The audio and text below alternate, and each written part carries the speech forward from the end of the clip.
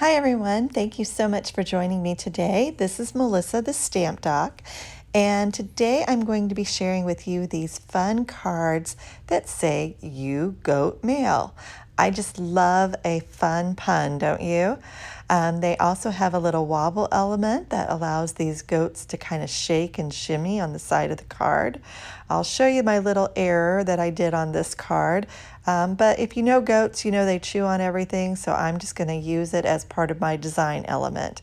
So these are pretty easy. We're going to use a couple of stamp sets, and I'll show you some die cutting techniques with this. So let's get started. So using the Way to Goat stamp set, I stamped a couple of the goat images in black ink onto Whisper White cardstock. I then die cut them with my brother's Scan and Cut, but you could easily use your Stampin' Snips to do this also. They aren't too difficult or too fussy to cut out. So however way you want to do those, get those cut out. And then I began coloring them. So with the flower, I did a little Poppy Parade, Granny Apple Green.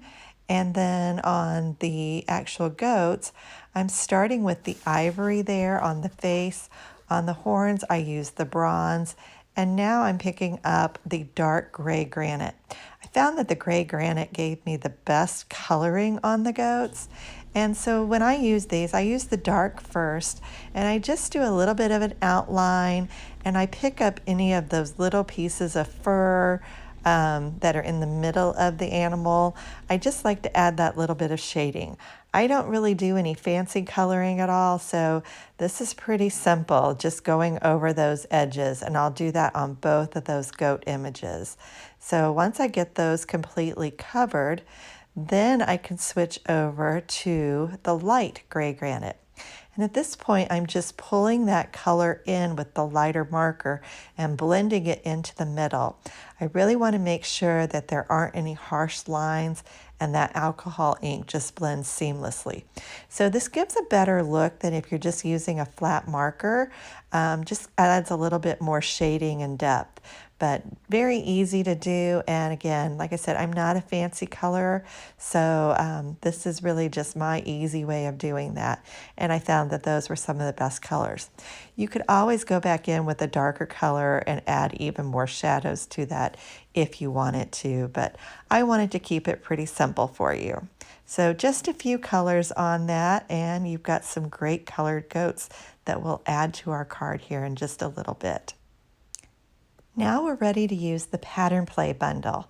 This comes with the Pattern Play stamp set, and we'll be using the hearts in that later, and the Playful Alphabet Dies, which were a product that I was super excited about when we got that in the new catalog. So you're going to want to keep this white sheet because it has an outline of those dies, and that way you can keep track of them. I put a magnetic sheet behind there just so that they also would stay in place. And just find either a grid paper like what I'm using here, which is available through Stampin' Up, or any straight line that you have. And you want to start by lining up your dies. So we're going to create our saying here. So I'm starting with the U, and I found this Post-it note tape. I'll provide the link in the description below if you would like to get some. You could also use washi tape or painter's tape for this, but you want to be able to gently hold those together. I went ahead and finished the other words, which were goat and mail, and I'm going to flip those over. So you'll notice I left a little bit at the top of each one. That's so that I could overlap those and line them up. So I'm going to tack all of those just together very lightly. And the Post-it note tape is really just a light tack like what you'll find in a Post-it note. So one of the things that I do on here is I create a template. And I run this through with some Whisper White cardstock. The reason I do this is if I want to recreate this card later, I could easily put together my lineup of those letters without having to go through that whole process again. So this is a foam dimensional sheet. These are a new product in the catalog. Essentially, they're just dimensionals that haven't been cut. And what I'm going to do here is trace a 3x3 piece of the Playing with Patterns Designer Series paper, and I'm just going to cut that out with my paper snips. Then I'm going to peel that backing off, which is just like the backing on dimensionals, and place the paper on that. They are super sticky, so you'll notice it stuck to my fingers just a bit.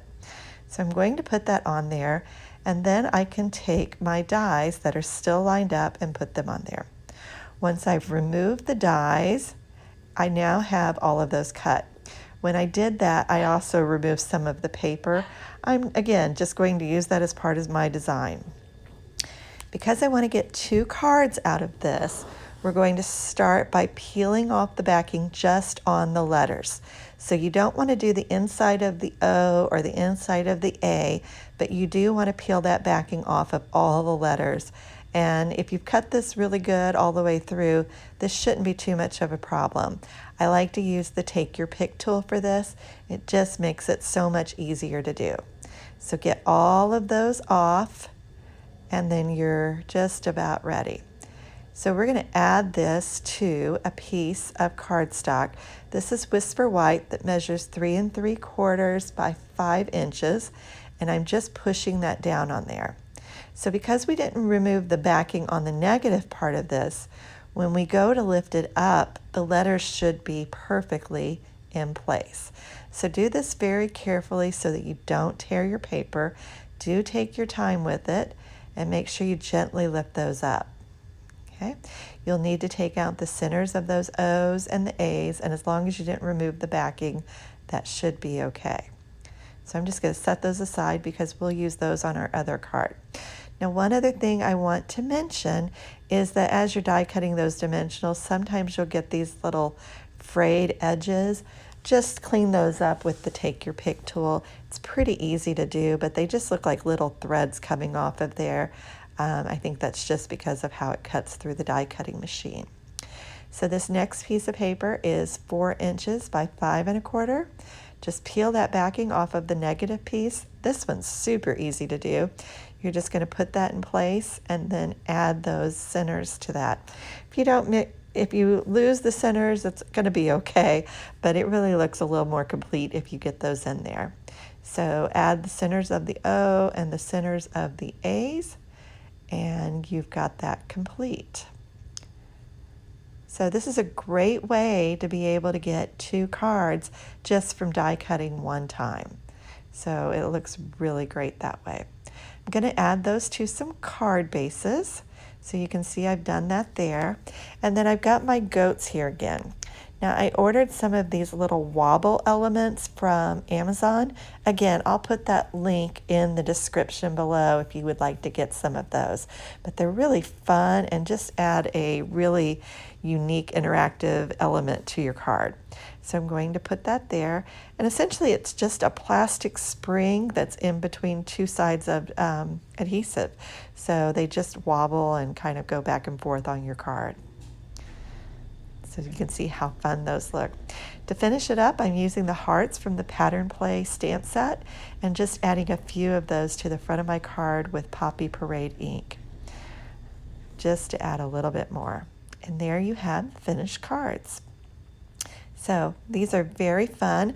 I sent these cards to some of my stamping friends right off the bat, and they both loved them. So send a card and make someone's day. Thanks so much for watching, and don't forget to subscribe for future videos.